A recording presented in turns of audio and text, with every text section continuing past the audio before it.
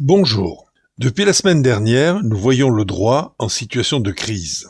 Continuons en examinant la notion de force majeure, cet événement auquel on ne peut résister, mais qui pourrait être imputé à un responsable, guerre, grève, etc. Et aussi le cas fortuit, que les anglo-saxons nomment Act of God. C'est une force majeure sans responsable humain. Voyons après le phénomène de l'imprévision. Qu'il y ait ou non un responsable, une prévision aurait-elle pu éviter ou diminuer le dommage? Par exemple, en tremblement de terre, les maisons n'étaient pas bien construites. Pour les inondations, les digues n'étaient pas efficaces. Il y a de la force majeure, des responsables et de l'imprévision si les pompiers n'avaient pas les moyens nécessaires. L'attentat du 11 septembre a été considéré comme un cas de force majeure.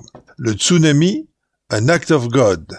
Les dégâts provoqués par la centrale de Fukushima ou Tchernobyl sont du domaine de l'imprévision.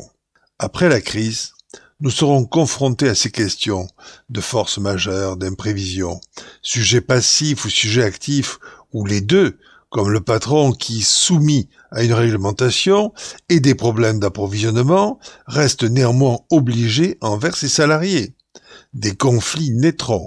Les uns essaieront de s'exonérer de toute responsabilité, en invoquant la force majeure. Les autres essaieront de contester l'existence d'une force majeure, ou au moins de montrer que le dommage était prévisible et qu'ils ont droit à une indemnité. Ces appréciations sont extrêmement difficiles. Nos juges et nos assureurs auront du pain sur la planche. Évidemment, tout repose sur une démonstration et des preuves. Pour les temps difficiles qui s'annoncent, chacun devra prendre soin à veiller, à rester exactement à sa place, à respecter ses devoirs.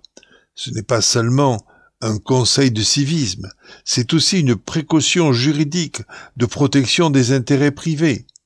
La santé publique est aussi une composante de l'ordre public, et c'est ce qui va légitimer l'intervention du droit pénal, notamment pour faire respecter avec fermeté les prochaines mesures de confinement et de couvre-feu.